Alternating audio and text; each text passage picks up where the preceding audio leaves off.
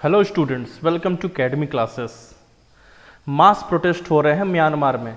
Myanmar की army 1 फरवरी से पूरे म्यांमार पर कंट्रोल कर रखी है। वहाँ पे इमरजेंसी 1 साल के लिए डिक्लेयर हो रखा है। म्यांमार में रिसेंटली अभी 300 से 400 लोग मारे गए हैं। वहाँ की आर्मी ने डायरेक्ट शूट कर दिया है। वहाँ पे म्यांमार में बहुत ही गंभीर स्थिति है, बहुत ही बड़ी प्रॉब्लम चल रही है इस समय। ये सारा न्यूज़ हम देखने वाले हैं इस वीडियो में कंप्लीट डिटेल्स के साथ। मैं आपका प्रवीण सर ये आपके लिए न्यूज़ लेके आया हूँ। देखिए, ये कुछ मेरे बारे में है, आप पढ़ सकते हैं। इसके अलावा आपको टेलीग्राम ज्वाइन करना है, मस्ट है, क्योंकि सारा डॉक्यूमेंट्स इसी पे अपलोड होता है। यदि आपको इस लिंक से नहीं मिलता है तो आपको ऑफिशियल इन्फिनिटी IAS, इससे आपको सर्च करना है, टेलीग्राम पे आपको मिल जाएगा। इसके अलावा यदि आप मेरे से कनेक्ट होना चाहें तो हो सकते हैं। चलिए अब हम न्यूज़ को डिटेल्ड में देखते हैं, क्या ये न्यूज़ है। एक्चुअली क्या हुआ है ये देखिए, ये वेबसाइट है, यहाँ से मैंने लिया है। यहाँ पे क्या दिखा रहा है कि एथनिक ग्रुप्स, वहाँ के जो नेटिव पीपल हैं म्यांमार के, वो लार्ज स्केल पे प्रोटेस्ट कर रहे हैं, मोबिलाइज कर रहे हैं अपने लोगों को। किसके खिलाफ? आर्मी के खिलाफ, जिसके कारण आर्मी भी उससे डायरेक्ट एक्शन ले रही है और डायरेक्ट शूट भी कर रही है, जिसकी वजह से कई सारे लोग मारे जा रहे हैं। तो ये आपको मैंने दिखाया न्यूज़पेपर की कटिंग। अब मैं आपको दिखाता हूँ वीडियो, एक्चुअल में वीडियो किस तरीके से है, वहाँ पे किस तरीके से प्रोटेस्ट चल रहे हैं। पहले मैं आपको जो लोग हैं उनका प्रोटेस्ट दिखाता हूँ, किस तरीके से प्रोटेस्ट कर रहे हैं।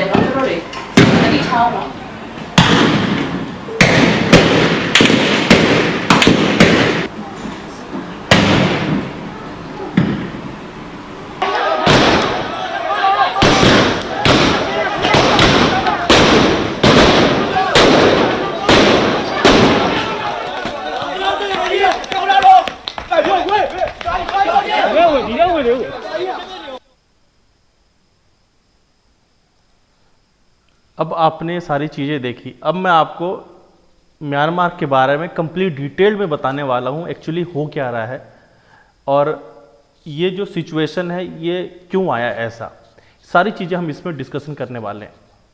देखिए एक्चुअली है क्या, पहले आपको समझना है कि म्यांमार कहाँ पे है। ये देखिए, ये म्यांमार का मैप है, ध्यान से देख लीजिए, ये म्यांमार का मैप है, ये जिसमें इंडिया से भी कनेक्टेड है म्यांमार। और ये देखिए, यह है बांग्लादेश, यह है बांग्लादेश, बांग्लादेश से भी जुड़ा हुआ है। यहाँ पे थाईलैंड, यह है थाईलैंड, और इधर है चाइना। तो ये जो म्यांमार है, इसके नेबर्स आप देख सकते हैं, थाईलैंड, लाओस, बांग्लादेश, चाइना और इंडिया है, ये इसके नेबर हैं। तो आपको लोकेशन समझ में आ गया। आप ये देख सकते हैं कि सबसे बड़ा शहर म्यांमार का, सबसे बड़ा शहर है यंगून, जिसे रंगून भी कहते हैं। और लेकिन म्यांमार की जो कैपिटल है, याद रखना बच्चों, म्यांमार का जो कैपिटल है उसे कहते हैं नेपिटॉ। ये नेपिटॉ म्यांमार का कैपिटल है, ये चीज़ आपको याद रखना है, ये जरूरी है क्योंकि करंट अफेयर में पूछ सकता है। चलो अब इसके बारे में हम थोड़ा डिटेल में समझते हैं। इतना आपको समझ में आ गया इसका लोकेशन कहाँ पे है, ठीक है। देखो इसके बारे में देखते हैं, म्यांमार के बारे में। यहाँ पे लगभग 5.5 करोड़ की जनसंख्या है, पॉपुलेशन है, जो बर्मिस बोलती है, याद रखना बर्मिस बोलती है, ठीक है। सबसे बड़ा शहर यहाँ का यंगून, जिसे रंगून भी कहते हैं, लेकिन वहाँ की जो राजधानी है, म्यांमार की राजधानी, उसे कहते हैं नेपिटॉ। क्या कहते हैं? नेपिटॉ। जो सबसे बड़ा धर्म है म्यांमार में, मेन रिलीजन है, वो है बुद्धिज़्म। क्या है? बौद्ध धर्म है। लेकिन वहाँ पे रोहिंग्या मुस्लिम्स भी पाए जाते हैं, रोहिंग्या मुस्लिम्स भी पाए जाते हैं, ये आपको समझना है, बहुत ही ज़रूरी है क्योंकि ये भी करंट अफेयर का हिस्सा है। देखिए एक्चुअली है क्या, इसका जो यहाँ वाला एरिया है, इस जगह वाला एरिया, इसे कहते हैं रखीन स्टेट। वहाँ पे एक राज्य है, प्रांत है, प्रोविंस है, जिसका नाम है रखीन। इस रखीन प्रोविंस में ही रोहिंग्याज मुस्लिम्स पाए जाते हैं इस तरफ।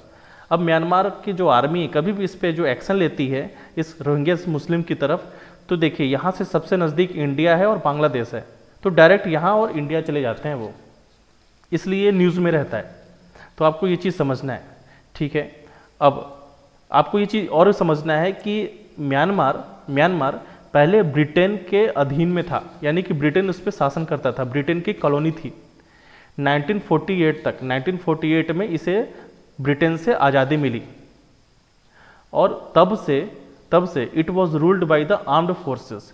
1962 से 2011 तक यहाँ पे जो आर्मी थी इसकी ये रूल कर रही थी, यानी कि यहाँ पे आर्मी का शासन था। 2011 से अगर मैं पार्टिकुलर आपको बताऊं तो 2015 से एक फुल फ्लेज डेमोक्रेसी का यहाँ पे सिविलियन रूल का एक नई शुरुआत हुई थी, जो अब फिर दिख रहा है कि ख़त्म हो चुकी है। खैर आगे हम देखते हैं। एक्चुअली सबसे बड़ी चीज़ हमें ये समझना है कि म्यांमार इसका नाम पहले कैसे पड़ा, क्योंकि इसका नाम पहले बर्मा था, म्यांमार से अब इसको चेंज कर दिया, आर्मी ने इसे चेंज कर दिया है। तो एक्चुअली हुआ क्या है ये देखिए कि जो रूलिंग मिलिट्री थी उसने इसका नाम चेंज किया। पहले इसका नाम था बर्मा, फिर उसका नाम किया गया म्यांमार।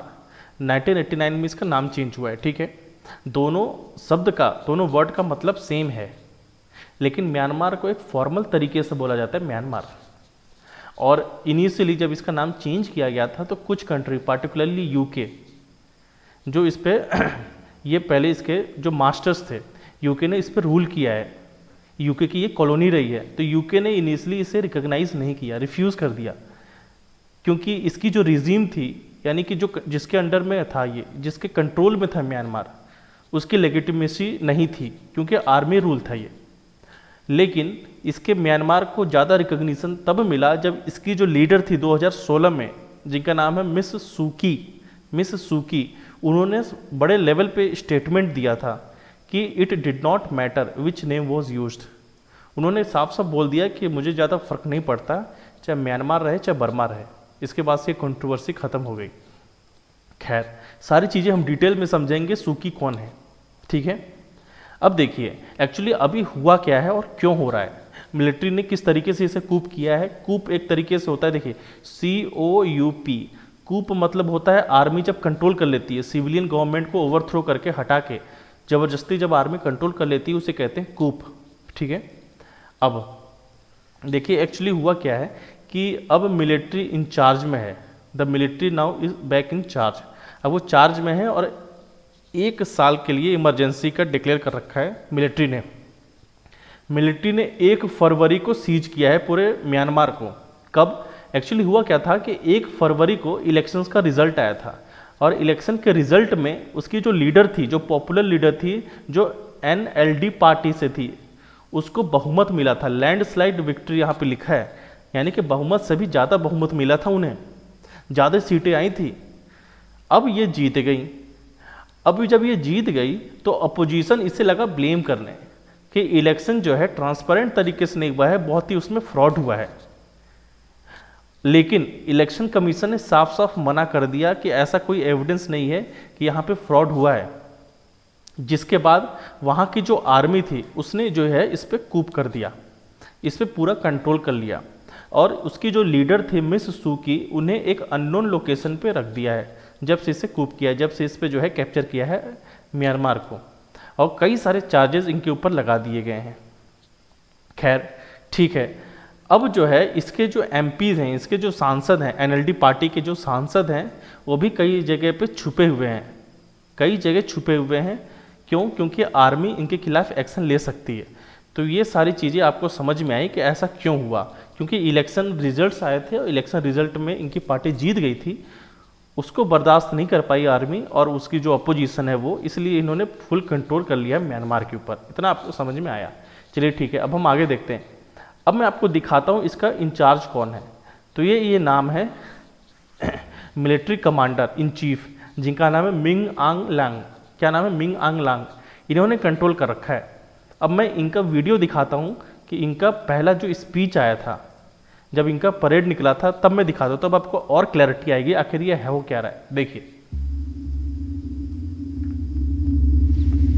အခုစီပြအခမ်းအနားကြီးမှာဒုတက်မတော်စတင်ဖွဲ့စည်းခြင်းကစတင်အသုံးပြုဝတ်ဆင်ခဲ့တဲ့ဒုရရရှိပြီးတဲ့နောက်ခေတ်ဆက်ဆက်ပြောင်းလဲဝတ်ဆင်ခဲ့တဲ့တက်မတော်ကြီးရည်တွေဝတ်စုံများကိုဂုဏ်ပြုဝတ်ဆင်ပြီးခေတ်လွန်အမြောင်းတဲ့တကြကာရင်ရန်ရများပါဝင်ပြသမှုဟာထိန်းချုပ်အောင်ဦးဆောင်တဲ့အတော်ထားစစ်ကြောင်းဗီဒီယိုထုတ်တက်ခွဲ1949 1956ဆေးပြတက်ခွဲဟာတက်မတော်ကာကွယ်ရေးဦးစီးချုပ်ကိုအလေးပြုပြီးဆေးပြကွင်းကြီးတွေကနေပြန်လည်ထွက်ခွာနေတာပဲဖြစ်ပါတယ်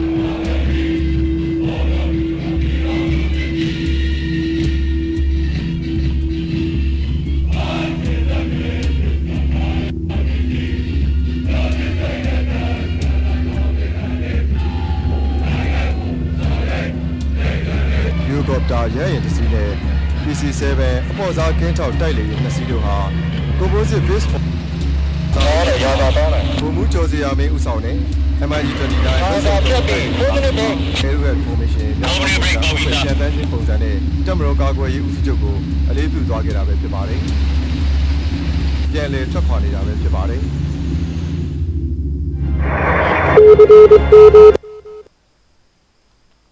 तो बच्चों अभी आपने देखा कि ये जो लीडर है किस तरीके से ये बयान दे रहे थे। अब इसके बारे में थोड़ा सा मैं अभी आपको और बताता हूँ। एक्चुअली ये जो कमांडर इन चीफ हैं इनका बहुत बड़ा पॉलिटिकल इन्फ्लुएंस रहा है और अभी भी है। भले से आर्मी का रूल नहीं था अभी तक, डेमोक्रेसी का रूल आ गया था, फिर भी इनका पॉलिटिकल इन्फ्लुएंस बना हुआ था और इनको एक इंटरनेशनल कंडेमनेशन भी मिला था। याद रखना, इंटरनेशनल कंडेमनेशन किस वजह से? क्योंकि मिलिट्री का जो अटैक हुआ था इथनिक माइनॉरिटी के ऊपर, पार्टिकुलरली जो रोहिंग्याज मुस्लिम हैं उस पर जब अटैक हुआ था तो इनको इंटरनेशनल कंडेमनेशन भी मिला था, इन्हें बहुत ज़्यादा फटकार भी पड़ी थी। और अपने पहले पब्लिक स्टेटमेंट में ये जो कमांडर इन चीफ हैं इनके पहले पब्लिक स्टेटमेंट जब इन्होंने कूप किया था 1 फरवरी को, उसके बाद इन्होंने कहा था कि जो जनता है उनके साथ है और इन्होंने इस कूप को जस्टिफाई किया था और ये कहते हुए जस्टिफाई किया था कि मैं खुद ट्रू एंड डिसिप्लिन्ड डेमोक्रेसी की यहाँ पे इस्टेब्लिशमेंट करूँगा म्यांमार में। याद रखना, ट्रू एंड डिसिप्लिन डेमोक्रेसी भैया अब क्या होता है मुझे नहीं पता। मिलिट्री ने यह भी कहा है कि अब जो इलेक्शन होगा फ्री एंड फेयर होगा इलेक्शन, जब इमरजेंसी ख़त्म हो जाएगी। खैर ये तो इनका कहना है, ठीक है। उसके बाद हम देखते हैं अब ये जो मिलिट्री का जो कूप हुआ है, मिलिट्री ने जो कंट्रोल कर रखा है पूरे म्यांमार के ऊपर, अब इस पे लोगों का रिएक्शन कैसा रहा है। आपको मैंने स्टार्टिंग में ही वीडियो दिखाया था किस तरीके से इथनिक मोबिलाइजेशन हो रहा है। अब देखिए यहाँ पे जो प्रोटेस्टर्स हैं किस तरीके के प्रोटेस्टर्स हैं। यहाँ पे टीचर्स हैं, लॉयर्स हैं, स्टूडेंट्स हैं, बैंक ऑफिसर्स हैं, गवर्नमेंट वर्कर्स हैं, ये लोग भी प्रोटेस्ट कर रहे हैं। लेकिन मिलिट्री ने रिस्ट्रिक्शंस इम्पोज कर दिए हैं और कर्फ्यू लगा रखा है और ये लिमिट भी कर रखी है कि इतनी गैदरिंग नहीं हो सकती है, चाहे 4 लोग 5 लोग इकट्ठा नहीं हो सकते हैं। यदि वहाँ पे गैदरिंग हो रही है, अगर लोग इकट्ठा हो रहे हैं तो उनके खिलाफ water cannon, rubber bullets, live ammunition, सारी चीज़ें यूज़ हो रही हैं, जिसमें कई सारे लोग मारे भी जा रहे हैं। अभी रिसेंट रिपोर्ट था जिसमें 300 लोग मारे गए। ये सारी चीज़ें हो रही हैं। अब देखिए जो मैं आपको बता रहा हूँ कि जिस पार्टी ने जीता था उसकी जो लीडर थी आंग सान सू की, याद रखना आपको ये नाम, आंग सान सू की, यही है आंग सान सू की। इनका फोटो देख लीजिए आप, ये पूरे वर्ल्ड में फेमस हुई थी 1990s में। क्यों? क्योंकि ये कैंपेन कर रही थी कि उनके म्यांमार में डेमोक्रेसी रिस्टोर हो जाए। इसकी वजह से इनको डिटेंशन कैंप में रखा गया था, कैंप में एज ए जेल में रखा गया था। आपको याद रखना है लगभग ये 15 साल तक डिटेंशन में रखी हुई थी। 1989 से 2010 तक ये डिटेंशन में थी और उसी के बीच में 1991 में जब ये डिटेंशन में थी उसी समय इन्हें नोबेल पीस प्राइज़ मिला था। ये चीज़ आपको याद रखनी है। और 2015 में ये अपनी पार्टी से कंटेस्ट करती हैं जिसमें इनके पार्टी को विक्ट्री मिलती म्यांमार में और इलेक्शन होके पहली बार ये गवर्नमेंट का फॉर्मेशन करती हैं। अब इसके बाद कुछ चीज़ें हमें और समझना है। अब देखिए ये जो रोहिंग्यास पे जो अटैक हुआ था, जो वहाँ के म्यांमार की जो मिलिट्री थे उन्होंने रोहिंग्यास पे अटैक किया, ये चीज़ आपको अभी दिखाई दे रही है। अब इसमें कुछ जो आंग सांग सू की हैं इसमें भी इनका कुछ रोल रहा है और इनका इमेज को थोड़ा सा दाग लगा है। कैसे लगा है मैं आपको समझाता हूँ, लेकिन इनके भी कुछ जस्टिफिकेशन है, वो भी आपको समझ में आएगा। एक्चुअली हुआ क्या कि इनका जो इंटरनेशनल रेपुटेशन था वो थोड़ी सी सफ़र किया। कैसे किया? क्योंकि जो म्यांमार की जो आर्मी थी या फिर म्यांमार का जो ट्रीटमेंट रहा है रोहिंग्यास माइनॉरिटी की तरफ, उसकी वजह से एक्चुअली हुआ क्या है कि म्यांमार जो है, म्यांमार एज ए गवर्नमेंट वह रोहिंग्या मुस्लिम्स को इलीगल इमिग्रेंट समझता है, जिसकी वजह से उन्हें जो बेसिक सिटीजनशिप है, नागरिकता, वो भी डिनाइड है। यानी कि वो अभी तक रोहिंग्या मुस्लिम्स म्यांमार के नागरिक नहीं माने जाते हैं, जिसकी वजह से उन्हें जो है परसिक्यूशन का सामना करना पड़ता है और उस परसिक्यूशन से बचने के लिए वो दूसरे देशों में शरण लेते हैं। आपको पता होगा कि 2017 में ऐसा कुछ हुआ था जिसमें म्यांमार की जो आर्मी थी उसने अटैक कर दिया था और रोहिंग्यास के भी कुछ ऐसे जैसे कि एक्सट्रीमिस्ट ऑर्गेनाइजेशन है जैसे अराकन आर्मी, वो भी अटैक करती रहती है। कुछ इस्लामिस्ट संगठन है वो भी अटैक करते हैं इसके एवज में, और खुद म्यांमार की जो आर्मी थी उसने भी अटैक किया। इस अटैक में क्या हुआ कि लगभग 7 लाख रोहिंग्या मुस्लिम्स जो हैं, 7 लाख रोहिंग्याज मुस्लिम्स बांग्लादेश में भाग गए शरण के लिए। और कुछ आपको पता है जैसे हमारे देश में भी आए थे, भारत में भी आए हैं और अभी भी बसे हुए हैं। अभी रिसेंट न्यूज़ था कि जम्मू कैंप से इन्हें हटाया जा रहा है।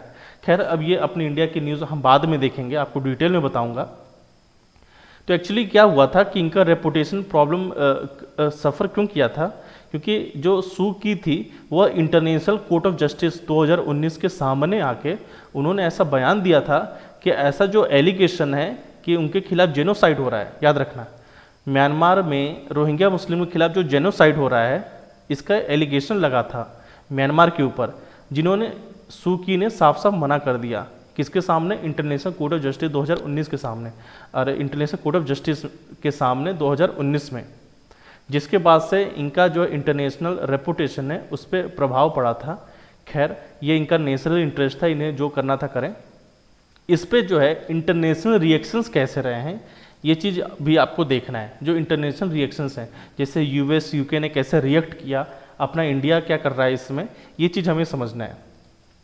एक्चुअली इसमें हुआ क्या है कि जो न्यूमरस कंट्रीज़ है, कई सारे जो कंट्रीज़ हैं उन्होंने साफ साफ इसे कंडेम किया है कि मिलिट्री का टेक ओवर गलत है, ठीक है।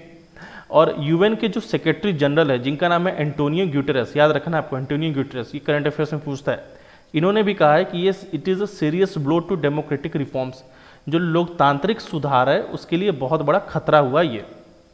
और यूएस और यूके, अमेरिका और ब्रिटेन, इन्होंने किस तरीके से रिस्पॉन्ड किया? तो इन्होंने सैंक्शंस लगाए हैं। सैंक्शंस किनके ऊपर? मिलिट्री के जो ऑफिशियल्स हैं उनके ऊपर।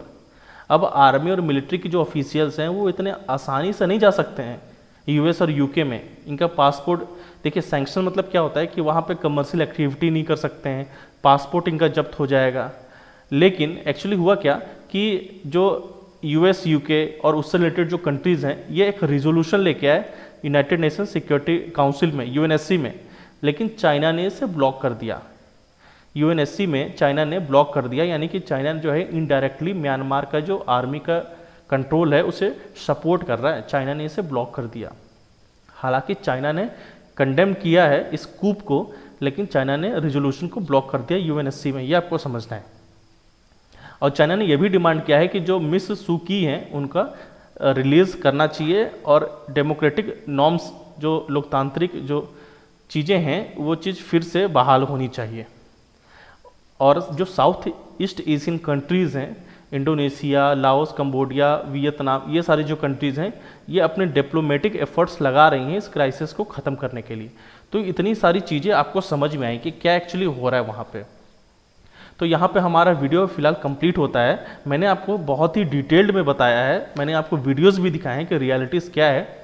अब फ्यूचर में क्या होना है ये तो हमें नहीं पता कि वहाँ पे डेमोक्रेटिक रिफॉर्म्स आएंगे, सिविलियन रूल आएगी, कब तक मिलिट्री रूल वहाँ पे चलेगा, कितने सारे लोग मारे जाएंगे, ये तो हमें न्यूज़ में देखते रहेंगे। लेकिन मैं आपको सारी चीज़ें डिटेल्ड में पढ़ाऊँगा, इसकी मैं गारंटी लेता हूँ। और ये वीडियो आपको कैसा लगा प्लीज़ मुझे बताएं। प्लस इसके अलावा यदि आप बुक परचेस करना चाहते हैं तो इस पब्लिकेशन के वेबसाइट में जा सकते हैं और इस वीडियो को लाइक, कमेंट, शेयर कीजिए। और मैं यहीं पे वीडियो एंड करता हूँ। Okay, thank you so much.